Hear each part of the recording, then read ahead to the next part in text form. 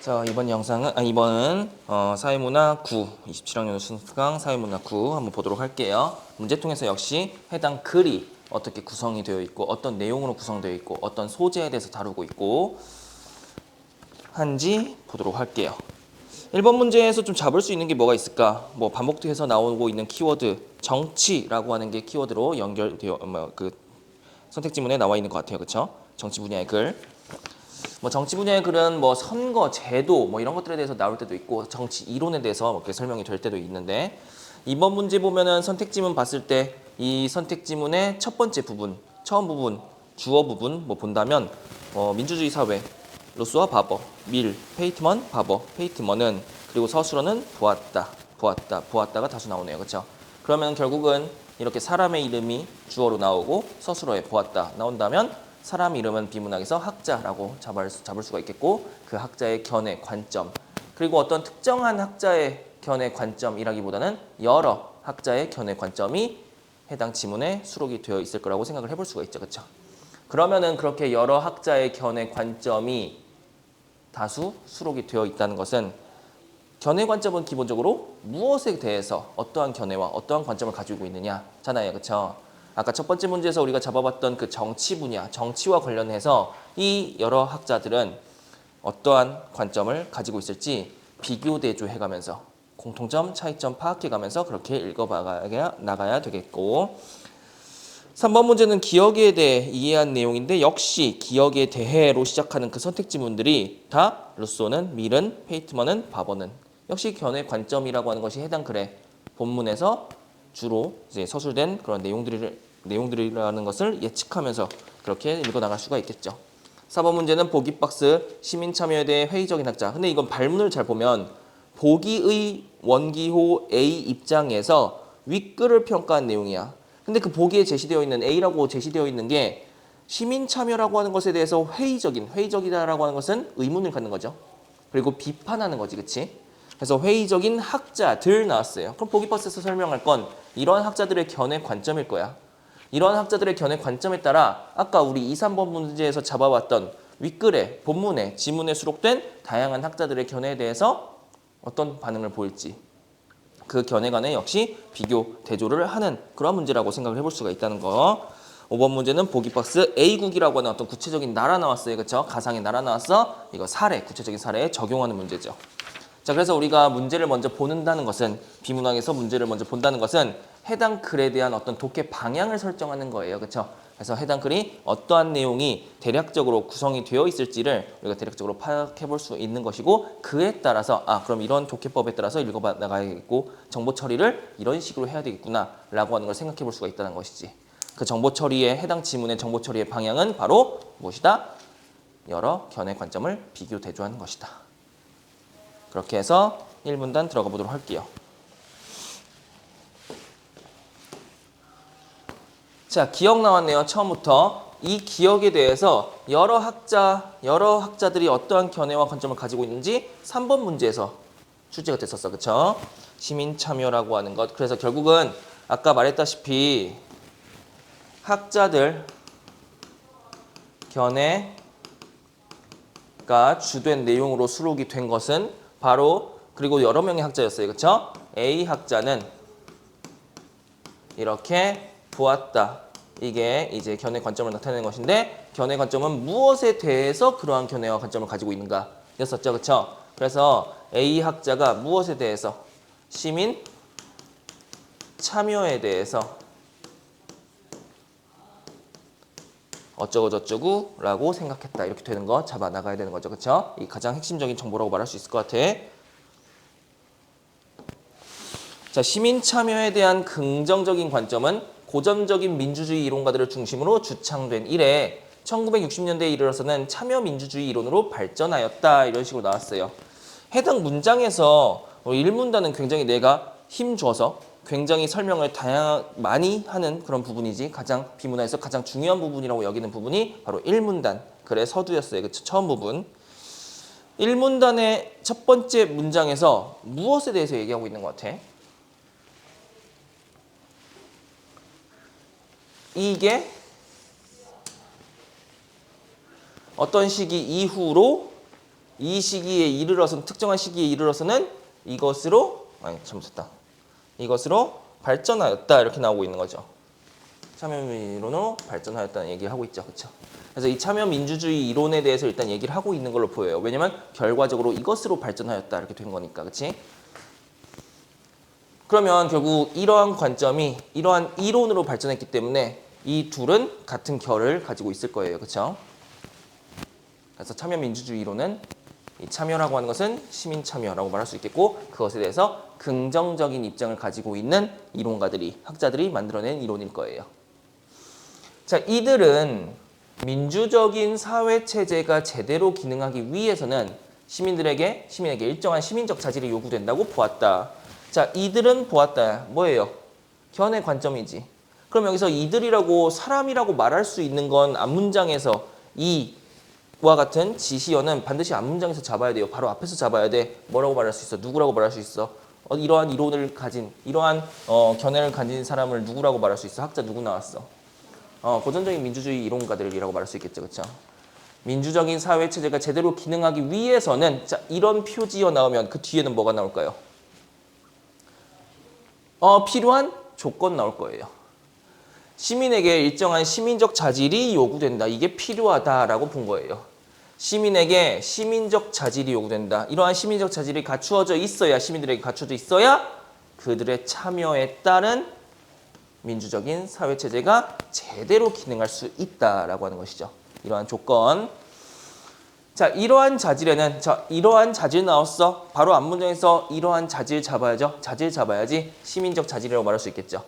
그리고 그 시민적 자질이라고 하는 것은 앞문장에서 어떻게 나왔어? 이 민주적인 사회체제가 제대로 기능하기 위한 조건이었어. 그죠? 그것이 제대로 기능하기 위해 필요한 그 조건으로서의 자질에는 이렇게 읽어나가면 자연스럽죠. 그리고 앞문장과 연결시켜서 읽어나갈 수가 있게 되는 것이지.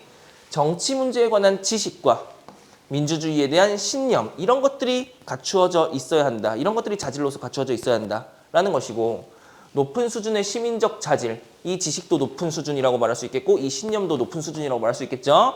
이러한 시민적 자질을 바탕으로 시민 참여가 이루어질 때 민주주의 사회는 성공적으로 기능할 수 있다. 자, 이거 한번 패러프라이징 해볼게요. 민주주의 사회는 성공적으로 기능할 수 있다와 동일한 의미를 지니고 있는 표현, 앞문장, 앞의 문장들 중에서 어떤 표현 잡을 수 있어요?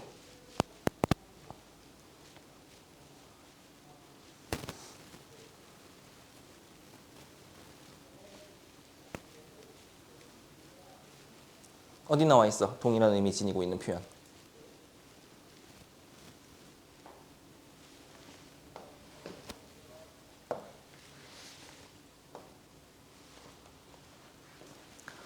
이거 아이가? 똑같은 의미 아니에요?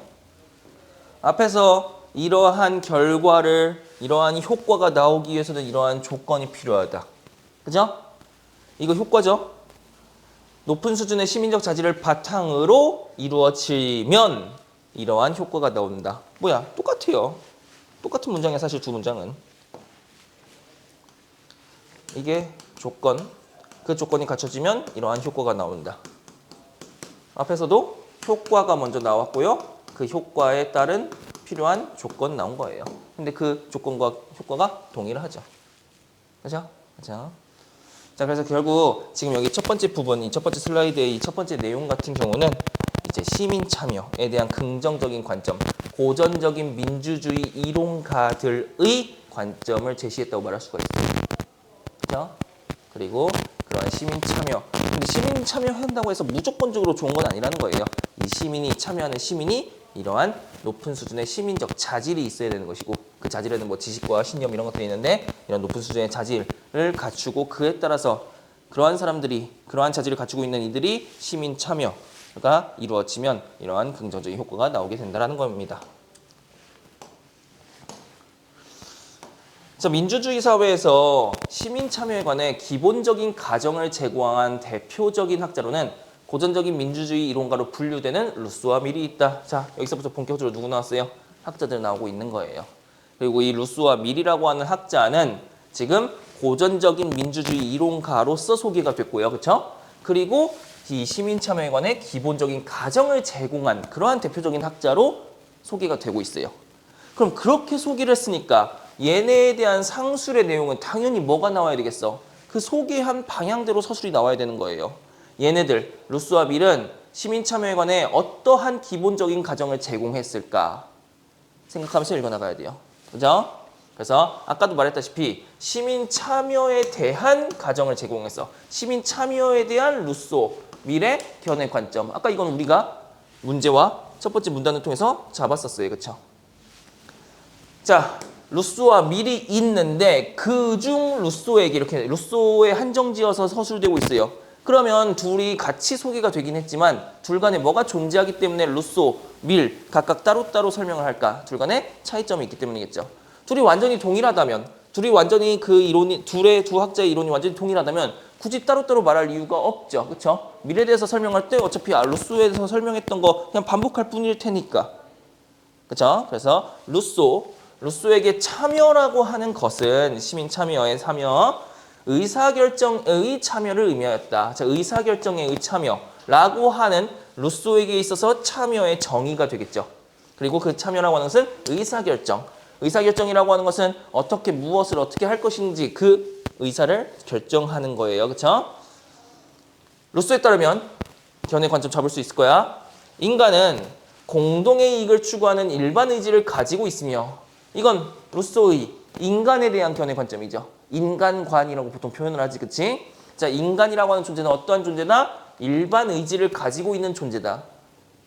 근데 그 일반 의지라는 게 뭐야? 공동의 이익을 추구하는 거예요. 그쵸?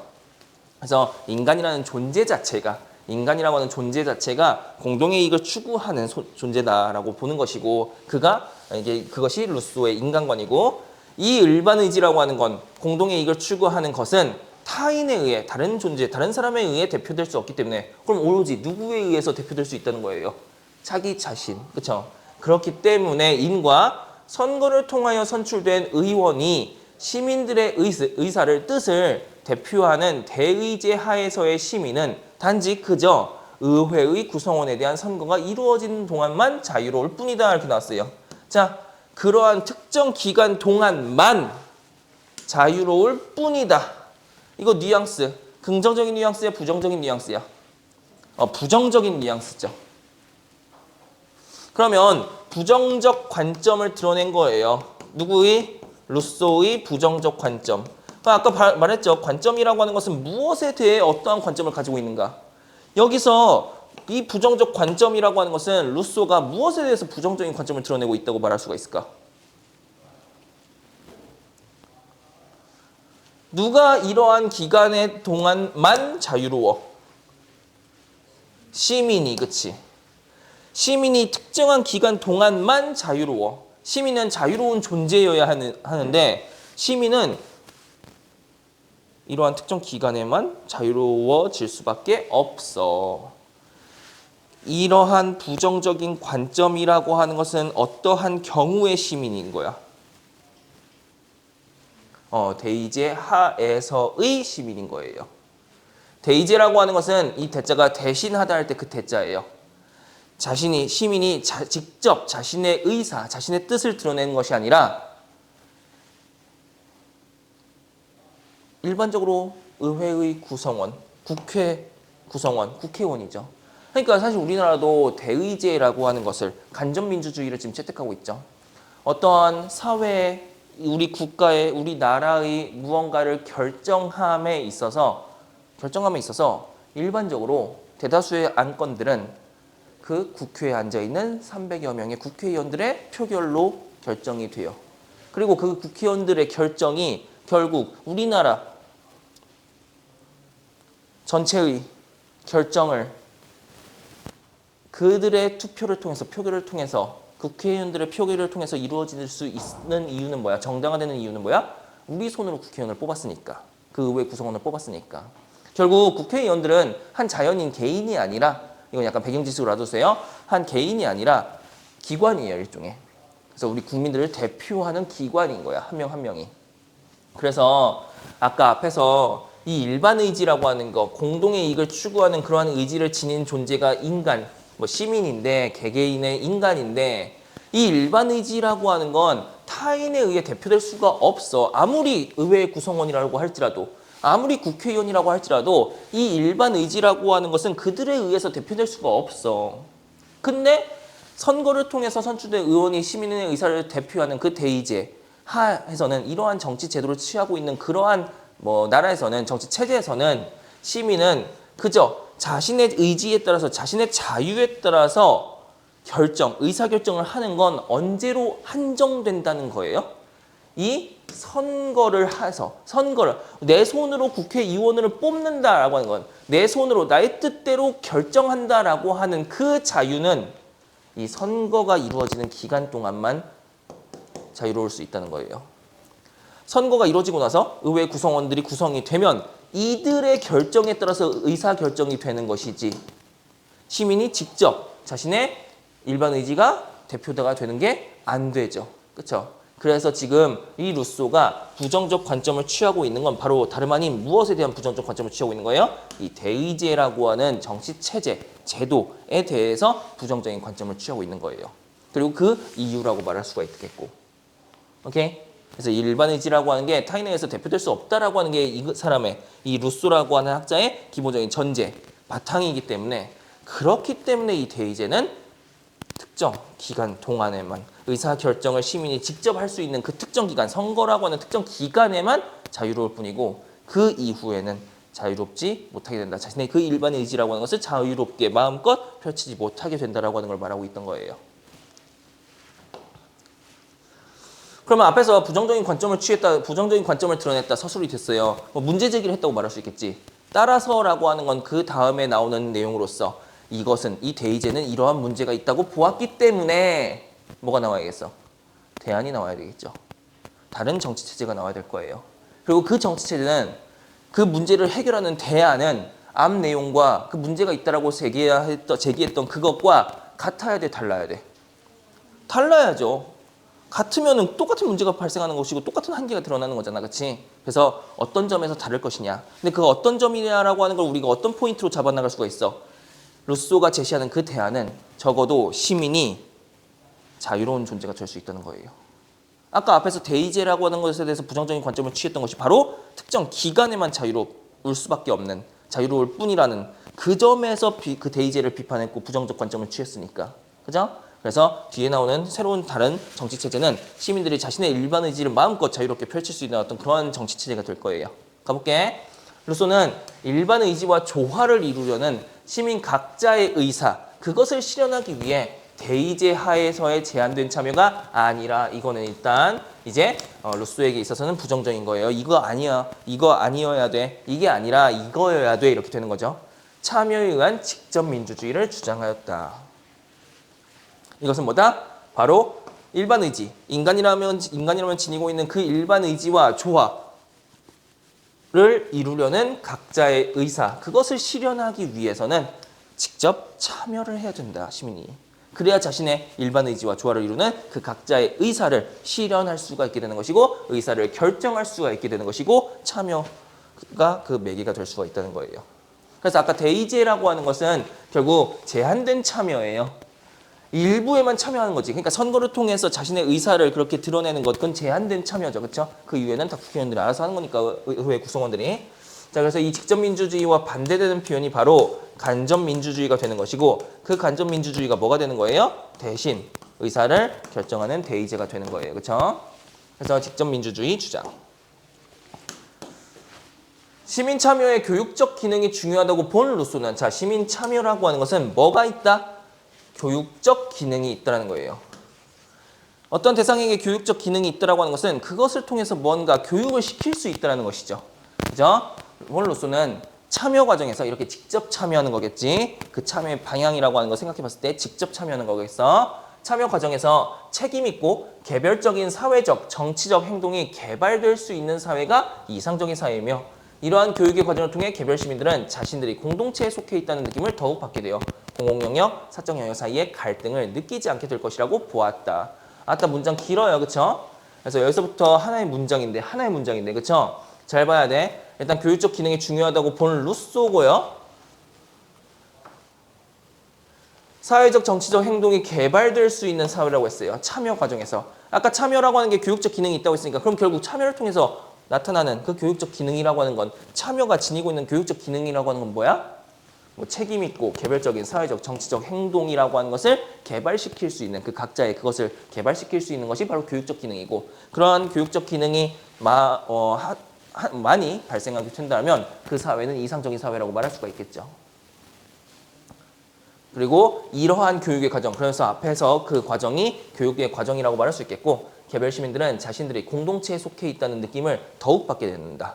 그래서 공동체에 속해 있다라고 하는 그 소속감, 그 연대감, 그 유대감 이런 것들이 더욱더 강해질 것이며 그렇게 됨으로써 결국은 이 공공 영역 그리고 사적 영역 사이 갈등 그러니까 공익을 뭐 위해서 공공의 이익을 위한 것과 자신 개인의 이익을 위한 것 사적 영역이라고 말할 수 있겠지 그 둘이 갈등이 있을 수밖에 없겠죠 아무래도 그렇죠? 모두에게 이로운 것이 나에게는 손해가 될 수도 있으니까 나의 이익에 영향을 줄 수도 있으니까 그 둘 사이의 갈등이라고 하는 것이 간극이 좁아지게 된다는 거예요. 내가 이 공동체 사회에 속해 있는 공동체의 구성원으로서 난 이런 태도를 가지고 있어야지 라고 하는 것. 직접 참여하면 아무래도 보다 더 소속감이 들 테니까. 책임감을 가질 수 있을 테니까. 그래서 루소의 견해들 지금 살펴봤습니다.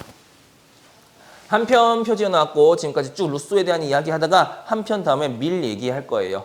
그 밀이라고 하는 학자는 참여에 대해서 시민 참여에 대해서 어떠한 견해와 관점을 가지고 있을까 파악하면서 읽어나가야 되는데 첫 번째 루소, 첫 번째 학자에 대한 서술을 우리가 살펴봤으니까 밀 읽어나갈 때는 루소와 비교 대조해봐야 돼.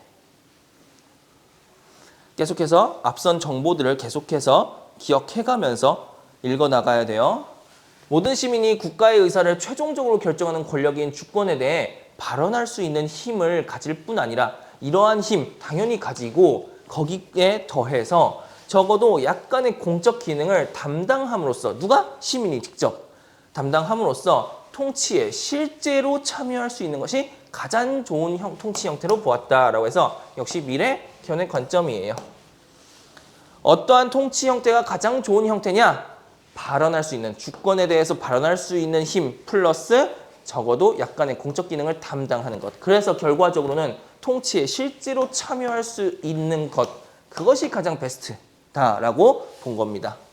어떤 통치 형태가 가장 베스트라고 본 것이냐라고 하는 그 설명이 나왔던 것이고 시민 참여 자체가 유익하며 참여하는 것 자체가 유익한 것이다. 궁극적으로는 모든 사람이 국가 주권에 참여해야 한다는 것이다. 왜? 통치에 실제로 시민들이 참여할 수 있는 것이 가장 좋은 통치 형태라고 했으니까. 그러나 역점은 나왔어. 이게 바람직해. 이게 좋은 것이야. 좋은 거야. 그러나 뭐 나올까? 그 좋은 것이 실현되기가 어렵다. 한계가 있다. 뭐 이런 것들 나오겠죠. 그렇죠? 역접보니까 문제 제기 혹은 앞 내용과 상반되는 내용 나와요. 두 가지 중에 하나라고 생각하면 돼. 역접어. 규모가 큰 사회에서는 모든 사람이 공적인 영역에 참여할 수 없으므로 인과 나오겠죠. 그렇죠? 규모가 큰 사회는 규모가 조금 좁은 사회야 뭐 그 구성원이 얼마나 되겠어. 공동체 구성원이 얼마나 되겠어. 그 사람들이 다 공적 영역에 참여할 수 있겠지. 하지만 굉장히 규모가 큰 중국의 그 몇억 명이야. 아무튼 그 사람들이 다 공적 영역에 참여한다고 해봐. 안 되겠죠. 가능하지도 않고. 그래서 이러한 경우 이상적인 형태의 통치는 모두 직접 참여하는 것. 모든 사람이 국가 주권에 참여하는 것이 아니라 그럴 수 없으니까 아니라 대의제가 바로 이상적인 형태의 통치가 될 수 있다는 거예요. 이 대의제에 대해서 밀의 견해 관점 나온 것이죠. 규모가 큰 사회에서는 대의제가 저 모든 사람이 직접 참여하는 것의 대안으로서 이상적인 통치 형태가 될 수 있다. 긍정적으로 보는 거야? 부정적으로 보는 거야? 특정 조건에서는 이게 필요하다. 이게 이상적이다라고 했으니까 긍정적으로 본 것이죠. 앞서 루소의 견해와 어때요? 상반된다고 말할 수 있겠지. 앞서 루소는 대의제라고 하는 것에 대해서 부정적인 입장을 취했어요. 그렇죠? 그래서 이렇게 읽어나가야 되는 것이고 루소와 마찬가지로라고 하는 표지가 나왔어요. 뭐 나올까? 공통점 나오겠죠. 밀 역시 이 참여라고 하는 것은 교육적인 기능이 있다. 교육적인 효과가 있다. 앞서 루소도 교육적 기능이 있다고 설명했던 것 떠올라야 되는 것이고 어떤 근데 교육적인 기능이 있다고 했었지? 하면서 참여를 통해서 책임감 뭐 이런 것들이 고양될 수 있고 그에 따라서 이 사회가 더욱더 개발될 수 있다라고 하는 것 그거 얘기했었던 거 아니면 잠깐 살펴보고 와도 되고요. 그렇죠? 자, 밀에 따르면 밀의 견해 사회 구성원이 도덕적으로나 정신적으로 바람직한 자질을 함양하고 발전시킬 수 있도록 하는 것이 좋은 정보의 중요한 조건이며 뭐 얘기하고 있어요? 미래 어떤 견해 얘기하고 있어? 무엇에 대한 견해 얘기하고 있어? 좋은 정부란 어떠한 정부냐? 어떠한 조건이 갖춰져 있어야 좋은 정부라고 말할 수 있느냐라고 하는 거 얘기한 거죠. 그렇죠? 그래서 그 바람직한 자질을 함양하고 발전시킬 수 있도록 하는 것, 그것이 바로 좋은 정부의 역할이다라는 것이고, 어느 정부든 1차적인 과제는 사회 구성원의 자질을 바람직한 방향으로 계몽시키는데 어떠한 정부든 막론하고 다 필요한 것이라는 거죠.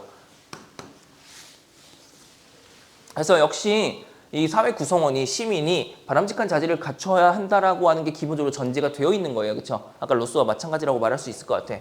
그리고 그런 바람직한 자질을 가질 수 있도록 함양시키고 고양시킬 수 있고 발전시킬 수 있도록 하는 그 역할은 바로 다름 아닌 정부다라는 것이죠.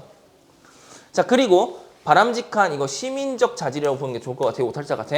시민적 자질은 대중적이고 참여적인 제도 및 기구를 통하여 함양될 수 있다고 주장하였다. 이 제도와 기구, 그럼 누가 만들어야 되겠어? 갖추어야 되겠어? 정부가 갖춰야 되겠죠. 그렇죠? 제도니까 대중적이고 참여적인 어떤 특정한 사람들만 참여할 수 있는 뭐 그런 것들은 안 되겠죠. 그렇죠? 전반적으로 시민의 자질이 올라가야 할 테니까. 밀은 참여의 교육적 효과가 중앙 단위에서보다 지방 수준에서 더 크다는 점에서 지방자치를 중시하였다. 지방자치라고 하는 것은 그러니까 뭐 중앙정부와 지방자치단체 이렇게 나누어요. 중앙정부라고 하는 것은 말 그대로 대한민국 정부. 그래서 뭐 세종시에 있는 여러 가지 각각 부처들 또는 서울에 있는 청와대를 필두로 한 그런 중앙정부라고 말할 수 있겠고, 지방자치단체는 뭘 말할 수 있을까? 경기도, 부천시 뭐 이런 것들. 그렇죠? 우리가 직접 뭔가 참여하는 데 있어서는 어떤 뭐 동네에 예를 들어서 어떤 문제가 생겼어. 그거 해결해야 돼. 바로 대통령한테 뭐 DM 보낼 거야? 뭐 요즘은 뭐 대통령이 워낙 SNS를 많이 해가지고 뭐 그렇게 그것도 가능할 텐데, 일단은 동네에 문제가 생긴 것들은 일단은 동사무소에 얘기하는 게 좋겠죠. 그렇죠? 그럼 동사무소에 바로 즉각적으로 그렇게 뭐 해결을 할 테니까. 자, 그래서 교육적 효과가 중앙 단위에서보다 지방 수준에서 더 크다라고 하는 것. 그래서 지방자치라고 하는 것. 왜? 지방자치를 통해서 지방 수준에서 교육적 효과가 더 크게 일어날 테니까. 그러면 각 지방, 각 동네의 어떤 그 시민들의 이 교육적 효과, 이 시민들에게 교육적 효과가 쭉 전파가 되면서 나라 전반적으로 뭐가 되는 거예요? 다 시민적 자질이 함양이 되는 것이죠. 개인의 일상생활에 직접적으로 영향을 미치는 문제 등은 지방적 수준에서 다루어지며 지역사회를 위해 봉사할 정치인으로 선출될 기회 역시 지방적 수준에서 부여되기 때문에 그래서 더 지방자치를 중시할 수밖에 없었다라는 것이죠. 밀은 지방적 수준에서의 참여를 통해 더 큰 규모의 정부에서 민주주의를 수행하는 방법을 배우게 될 것이며, 어떤 문제가 생기거나 어떤 사회적 이슈, 뭐 공적인 이슈 뭐 이런 것들이 생겼을 때 이 문제를 어떻게 해결하지? 라고 하는 것, 어떻게 중앙정부적인 차원에서 해결하지? 라고 하는 것, 그걸 바로 그 큰 규모로서 굉장히 거시적인 어떤 그런 관점으로서 해결하는 것이 아니라 굉장히 작은 단위부터 차근차근 배워나가는 것이 보다 더 그 문제를 해결하는 데에 있어서 민주주의를 수행하는 방법을 더욱더 체계적으로 잘 배워나갈 수 있겠죠. 밀접하게 그리고 가까이서. 만일 개인에게 지방적 수준에서의 참여 기회가 마련되지 못한다면 전국적인 수준에서의 보통선거와 참여라고 하는 것은 소용이 없을 것이다. 필요가 없을 것이다. 왜? 이 지방적 수준에서 참여 기회가 마련이 되어야 이 개인들이, 이 시민들이 그 어떤 민주주의에 대한 어떤 교육적인 효과 또는 지식, 능력, 자질 이런 것들이 함양이 될 텐데, 그래야 이제 선거라고 하는 것, 참여라고 하는 것, 이런 것들이 전국 단위에서 이런 것들이 더욱더 효과적으로 나타날 수 있을 텐데, 이게 이루어지지 못한다면 그 교육적 효과도 아주 미비하거나 미약하거나 없을 거니까 전국 단위의 저러한 선거와 중앙 단위의 저런 선거와 참여라고 하는 것이 효과적이겠냐라는 거예요. 효과적이지 않다라고 하는 그 의미를 말하고 있는 것이죠. 시민 참여에 대한 루소와 밀의 관점은 둘 다시 나오네. 그렇죠? 정리할 것 같아요. 얘네에 대해서. 참여민주주의 이론으로 발전하여 현대사회의 시민 참여에 대한 논의로 이어졌다. 이거 1문단에서 그렇게 얘기했어요. 고전적 민주주의 이론가들의 이론이 이제 1960년대에 참여민주주의 이론으로 발전하였다라고 하는 얘기를 했었어. 그치? 참여민주주의 이론에서 시민 참여는 국가나 지방자치단체를 비롯해 다양한 영역에서 시민이 결정과 집행에 참여하는 의미로 확대되었다. 대표적인 이론가로 페이트먼과 바버가 있다라고 나왔는데 그럼 적어도 앞서 나왔던 고전적인 민주주의 이론가인 루소와 미래 견해 관점 이론에 대해서는 설명이 끝났다라고 말할 수가 있겠죠. 다음에 이제 페이트먼과 바버 나올 테니까 그렇죠? 그러니까 루소와 미래에 대한 정보는 처리하고 그 문제로서 처리하고 넘어가는 게 좋을 것 같긴 해요. 가볼게. 첫 번째 문제는 루소와 미래 아까 나왔었으니까 넘어가고 2번 문제 먼저 보도록 하겠습니다. 적절하지 않은 건데요. 1번 선택지문 민주주의 사회가 성공적으로 기능하기 위해 요구되는 시민적 자질에는 이 지식과 신념이 있었죠. 그렇죠? 확인 가능하고 기억이 나거나 아니면 다시 한번 서치하거나 어쨌든 적절해요. 2번 루소는 바버는 아직 안 나왔으니까 루소만 봐볼게. 대의제가 아까 루소 대의제에 대해서 어떠한 관점을 취하고 있었어? 부정적인 관점이었어요. 그렇죠? 자유를 제한하는 개인의 정치적 의지를 대표하는 기능이 있으므로 루소 어때요? 개인의 정치적 의지라고 하는 거 오로지 누구에 의해서만 대표될 수 있다고 했어. 자기 자신. 타인에 의해서는 대표될 수 없다라고 했었어. 대의제는 의회 구성원이라고 하는 타인에 의해서 그것을 대표하는 거였잖아. 의지를. 일반 의지를. 그쵸? 그래서 적절하지 않다고 보여져요. 의심은 해봐야 돼. 적어도. 대의제와 개인의 자유가 동시에 따로 성립할 수 있다고 보았다. 대의제라고 하는 걸 설명하면서 개인의 자유를 어떻게 얘기했어? 그 선거 기간 동안만 자유로울 뿐이다.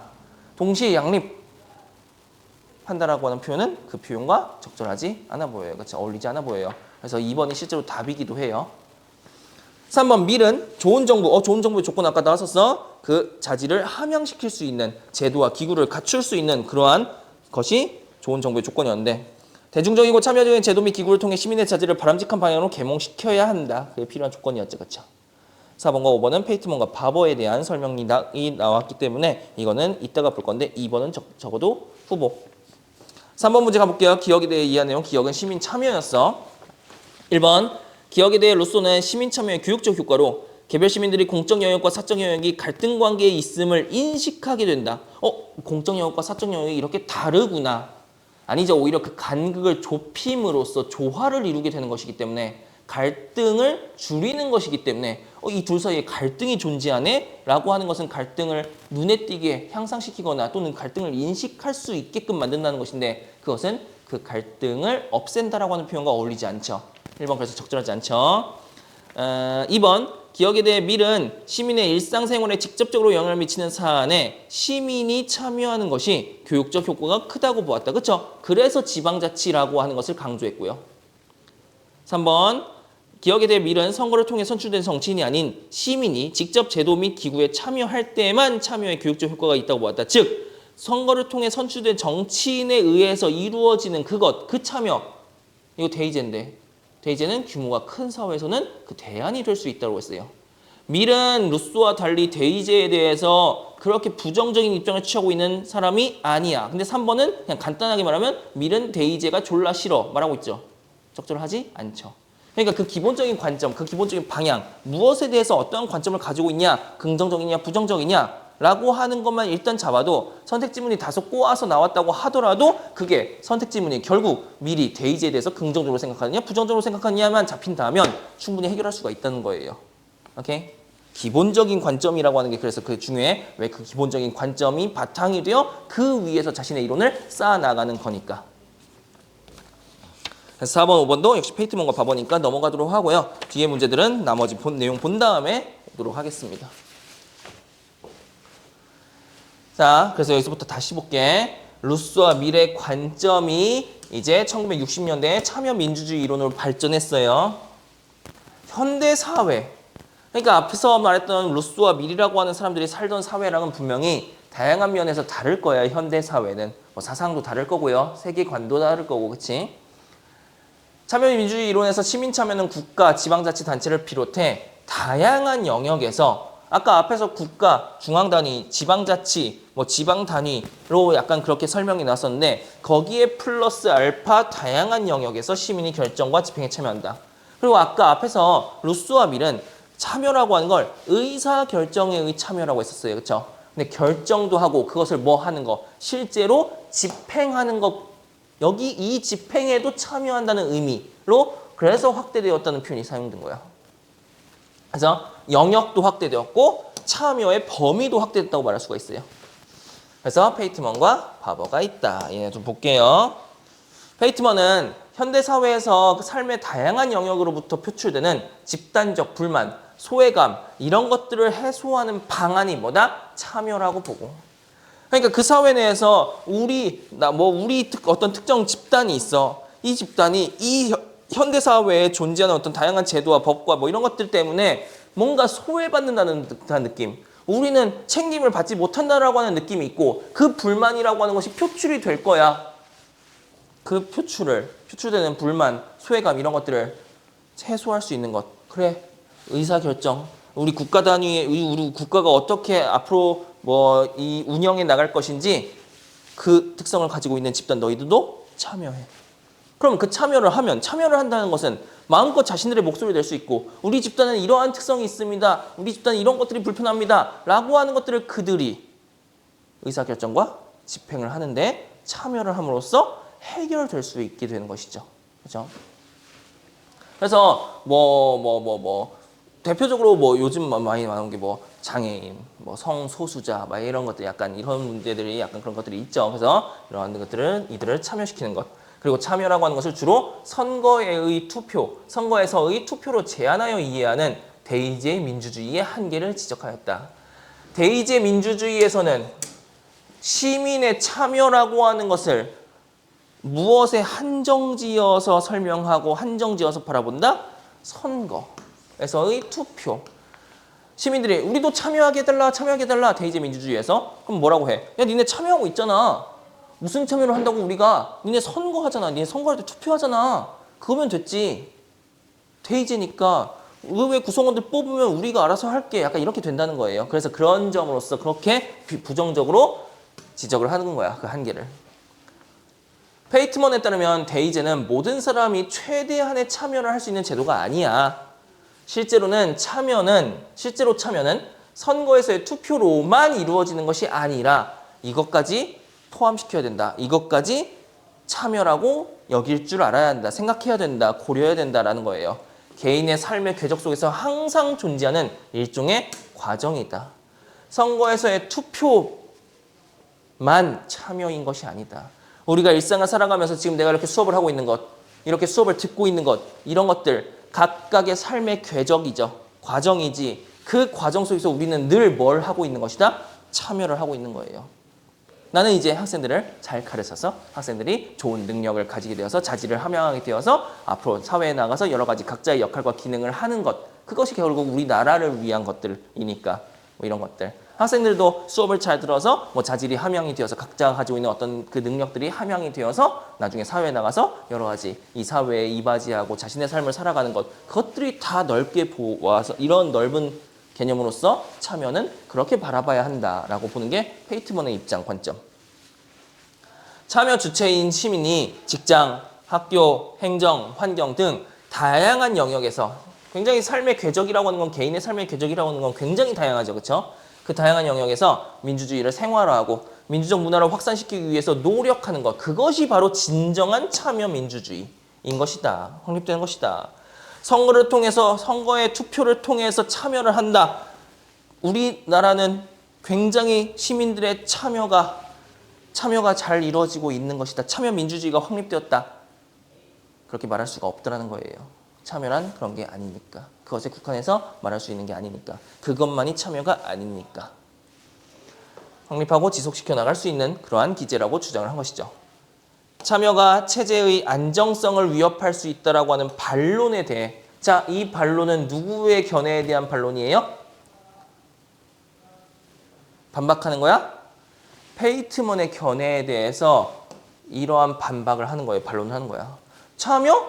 야, 그 참여라고 하는 건 체제의 안정성이 위협받을 수도 있어 라고 하는 페이트먼의 견해에 대한 반론인 거예요. 그것에 대해 페이트먼은 뭐 하겠어? 재반론하겠지. 참여가 체제의 안정성을 위협할 수 있다라고 하는 반론에 대해서 재반론하는 방향은 뭘 거야? 참여? 체제의 안정성 위협하지 않아. 그 방향으로 읽어나가면 된다는 거예요. 페이트먼은 참여라는 행위 자체가 바로 체제의 존속과 유지에 필요한 자질을 발전시키는 교육적 기능이 있기 때문에 체제의 안정성에는 아무 문제가 없다. 오히려 체제의 안정성을 더욱더 긍정적으로, 안정적으로 그렇게 유지할 수 있도록 할 것이다 라고 재반박하는 거예요. 근데 여기서 하나만 얘기하자면 우리가 뭐 구조로서 좀 보자면 앞에서 설명했던 게 뭐였어요? 앞에서 설명된 게 이 대부분 여기까지 페이트먼의 견해 관점이죠. 그 다음에 중간에 나온 게 페이트먼은 견해의 관점에 대한 반론이었고요. 그에 대해서 이제 뭐 나온다? 재반박 나왔다라는 것. 그럼 여기서 그 페이트먼의 견해, 반론, 재반론 이런 구조에서 페이트먼의 견해와 일치하는 내용은 뭐예요? 견해와 재반론이죠. 이 반론이라고 하는 건 페이트먼의 견해와 일치하는 내용이 아니죠. 그러니까 지금 이 내용은 이렇게 해서 뭐 이해가 됐겠지만 만약에 정말 읽기 어렵고 어려운 그러한 뭐 내용들로 구성된 그러한 문단이 나왔다. 근데 구조가 이렇다. 뭐만 잡고 간다? 아, 이 반론의 내용은 적어도 이 사람의 견해 관점과는 부합하지 않아. 이렇게 정보 처리. 그래서 정보 처리를 해나가는 그 과정이라고 하는 것. 그리고 그 정보 처리를 어떻게 하느냐가 수능 비문학, 뭐 사실 문학도 마찬가지고요. 수능에서 국어 영역에서의 점수를 확보할 수 있는 어떤 그 방법이긴 합니다. 정보를 어떻게 처리할 것이냐. 그래서 지금까지 우리가 이거 읽을 수 있잖아. 우리의 문자인 한글로 이루어진 단어들, 문장들, 문단들 읽을 수 있잖아. 근데 그게 읽고 나서 머리에 남느냐라는 거예요. 반드시 우리가 읽었다고 말할 수 있으려면 읽고 나서 남아야 돼요. 남기 위해서는 생각하면서 글을 읽어야 되는 것이고요. 생각하면서 글을 읽는다는 것은 다음 내용 예측. 이 문장 나왔으니까 다음에는 이런 내용이 나오겠지 아마? 틀릴 수도 있어요. 틀리는 것 자체도 의미가 있어. 내 예상과는 다르네. 이런 내용이 나오네? 계속해서 끊임없이 생각을 하면서 읽어나가야 돼요. 그래서 이러한 구조기 때문에 이 중간에 나온 그 내용은 때려 죽여도 페이먼터의 주장과 부합하지 않는다. 재반론 나왔으니까. 그죠? 그리고 적어도 반론과 재반론 이런 구조라면 이 내용과 이 내용은 반대되는 내용이다. 라고 정보 처리를 할 수 있으면 좋겠다는 거지. 어려운 서술이 나오더라도 아무리. 바버는 대의제로 이루어지는 현대 민주주의 정치를 약한 민주주의로 규정하고자 역시 대의제라고 하는 현대사회에 존재하는 그 정치 제도에 대해서 아까 페이트먼 부정적인 입장을 취했어요. 그렇죠? 바버는 일단 약한 민주주의라고 그 대의제라고 하는 것에 대해서 관점을 가지고 있어요.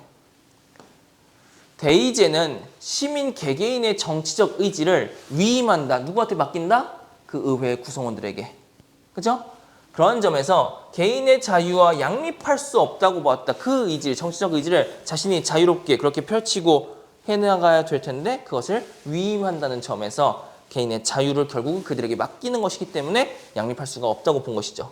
그리고 앞에서 대의제에 대해서 비판적인 논조로서 이야기하고 있으니까 그리고라고 하는 순서법 역시 대의제에 대해서 비판적인 논조가 나올 거야. 법적으로 선거권의 평등을 보장하지만 한 개 나오겠죠? 법적으로 선거권의 평등은 보장하지만 역접어 나왔으니까 상반되는 내용 나온다고 생각을 예측을 해보자면 평등을 보장하지 않는다가 나오겠죠? 못한다가 나오겠지? 실질적인 평등을 보장하는 데 필요한 경제적, 사회적 요소를 제하고 있으며 오로지 법적으로만 평등을 보장하는 것이지 경제적으로의 평등, 사회적으로의 평등 이런 것들은 대의제는 보장하지 않는다, 제외하고 있다. 시민 참여를 유인하고 촉진하는 요소를 발견하기 힘들다고 지적. 이 지적이라고 하는 표현 자체가 부정적 논조죠. 부정적인 뉘앙스지. 그렇지? 그래서 시민 참여, 이 참여라고 하는 것이 이루어져야 되는데 그것을 이 시민 참여를 하도록 만드는 유인하고 촉진하는 그런 요소가 이 대의제에서는 눈 씻고 찾아봐도 찾아볼 수가 없다라는 거예요. 비판하고 있죠. 바버는 강한 민주주의는 앞에 나왔던 약한 민주주의와 대조되는 거, 대의제가 약한 민주주의였으니까 이것과는 다른 정치체제, 다른 민주주의는 참여민주주의를 통해 이루어진다고 주장하였다. 그래서 역시 1960년대 참여민주주의 이론가. 두 번째 바버.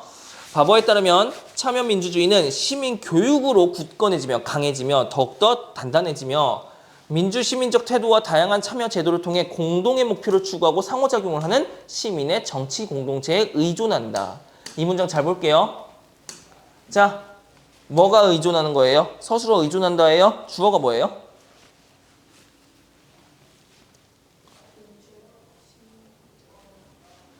민주시민적 태도와 다양한 참여 제도를 통해 의존한다. 얘가 주어야? 얘가 의존하는 애야? 얘는 수단 아니에요? 누가 의존해? 참여민주주의는 의존해요. 그럼 의존한다는 것, 우리 어릴 때 누구한테 의존해요? 엄마한테 의존해요. 엄마가 이미 있고 내가 의존하는 거죠. 그 대상. 그러니까 이게 뭐냐면 정치 공동체가 이미 존재해야 돼요. 그리고 이 정치 공동체라고 하는 것은 공동의 목표를 추구하고 상호작용을 하는 그러한 정치 공동체예요. 이 정치 공동체가 이러한 정치 공동체가 형성되어 있어야 참여 민주주의가 잘 이루어질 수 있다는 거예요. 그러니까 결국 그러면은 뭘 해야 된다는 거야? 공동의 목표를 추구하고 상호작용을 하는 시민의 정치 공동체라고 하는 것이 올바르게 잘 그렇게 단단하게 형성이 되려면 아까 앞에서 민주시민적 태도 이런 것들이 이미 형성이 어느 정도 되어 있어야 되고 다양한 참여 제도가 그 사회 내에 존재해야 된다는 것이지. 그래서 이런 것들을 통해서 추구하고 공동의 목표, 자신의 개인적인 목표가 아닌 공동의 목표를 추구하고 서로 상호작용을 하는 그러한 정치 공동체가 형성되어 있어야 이 진정한 참여 민주주의라고 하는 것이 효과적으로 나타날 수 있다는 겁니다. 그죠?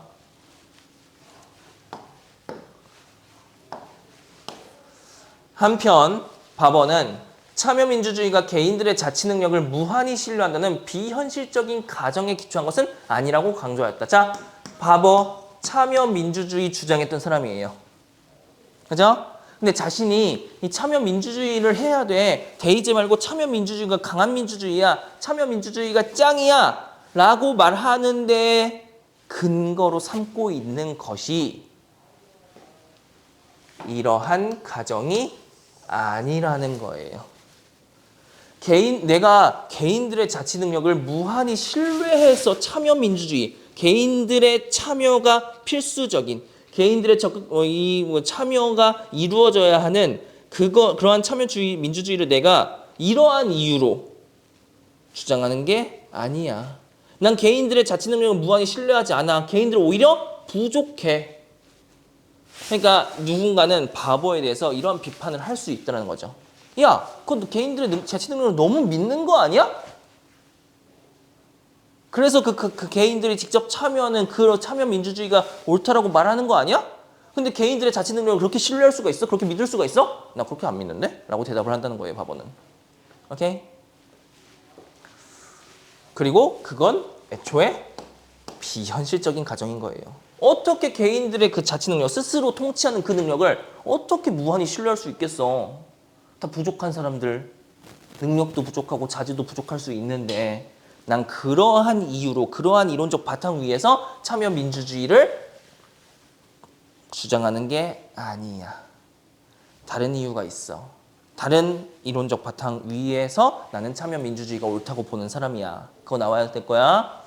그보다는 소수의 사람이 다수의 평범한 사람을 지배하려는 데서 생기는 실수보다 다수의 평범한 사람이 자신을 다스리는 데서 생기는 실수가 더 적을 것이라는 가정에 근거한다고 주장하였다. 다수의 평범한 사람이 자신을 다스리는 것, 이게 뭐예요? 이게 참여민주주의예요.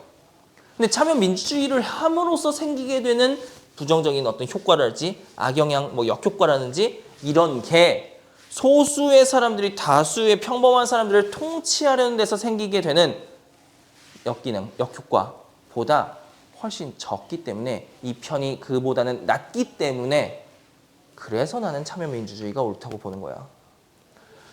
바버가 아까 참여민주주의라고 하는 것, 강한 민주주의라고 얘기했어요. 그쵸? 그 자신의 이론은 사실 이 어떻게 보면 차선이라는 거지. 이건 최선이죠. 근데 이 최선은 비현실적인 거예요. 차선이라는 거예요. 또는 차악이라는 거예요. 왜? 이게 더 악한 거고 이게 그나마 덜 악한 거라면 이걸 선택한다는 거죠. 소수의 사람이 다수의 평범한 사람을 지배하는 정치 체제. 사실 의회 구성원들, 그냥 국회의원들 가끔씩 꺼드럭대잖아, 그렇지? 아, 이거 또 이렇게 영상 올라갈 것 같네. 이거 공개로 올릴 건데 소수의 사람들이 다수를 지배하려고 하다 보면 분명히 큰 문제가 생긴다는 거예요. 그래서 그 큰 문제를 방지하기 위해 보통의 사람들이, 평범한 사람들이 자기 자신을 스스로 그렇게 다스리는, 통치하는 그게 그 편이 낫다라는 것이고, 그에 따라서 자신은 참여민주주의를 주장한다는 겁니다. 이러한 이상적인 이유로서, 이상적인 것으로서 그렇게 주장하는 게 아니라는 거예요. 또한 그것뿐만이 아니라 그는 개인들 간의 의견 불일치는 참여 과정에서 이루어지는 상호 협력을 통해 공적 이익과 균형을 이룰 수 있을 것으로 그렇게 본 거다. 사실 이상적으로 보는 거지, 이거는. 개인들 간의 자신의 이익, 사익이라고 하는 것이 분명히 존재하는 그러한 주체들이기 때문에 아무래도 뭐가 생길 수밖에 없어? 의견 불일치가 생길 수밖에 없어. 근데 그러한 것은 참여 과정에서 이루어지는 이러한 협력, 서로 협력하는 그런 것을 통해서 공적 이익, 이 공공의 이익과 균형을 이룰 수 있을 것이다라고 보는 겁니다. 까지였네요. 됐어요? 일단 스스로 읽을 때 잘 이해가 납득이 안 됐었던 어떤 그런 내용이 있었어?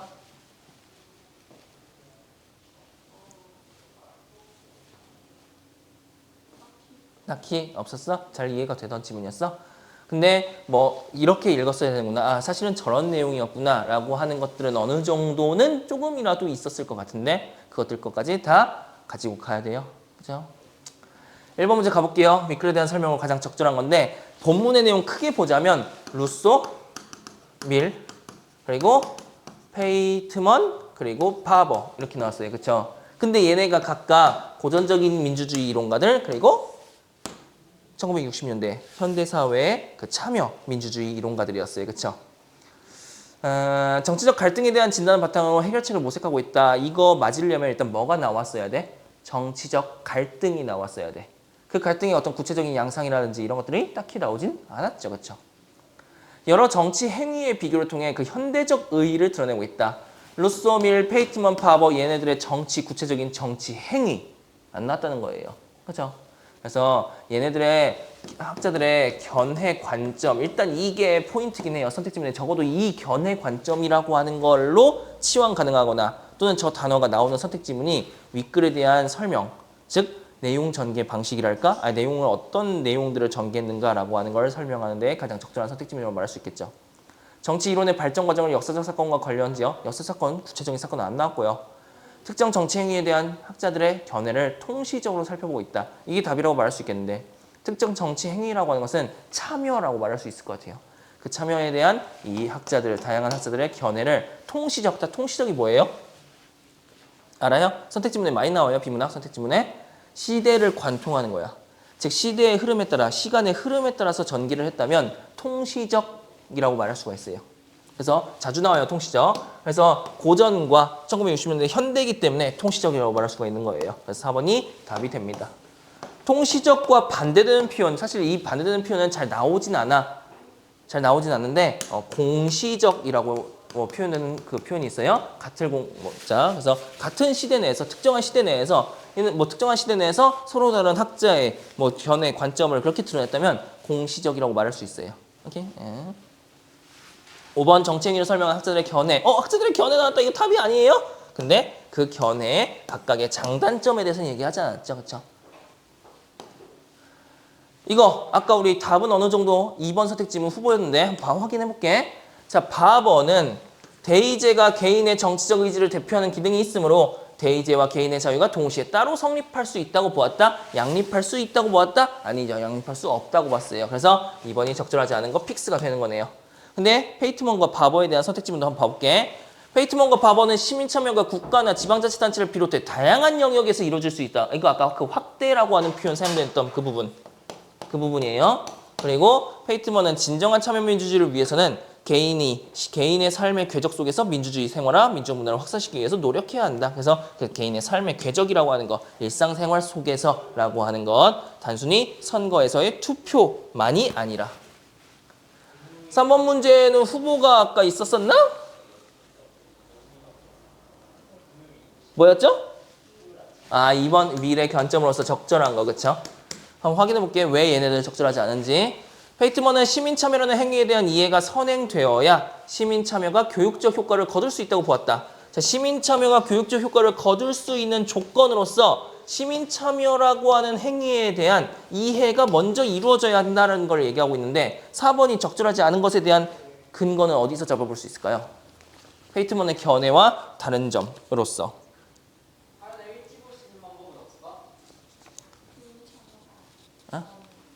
뭐가 아니야?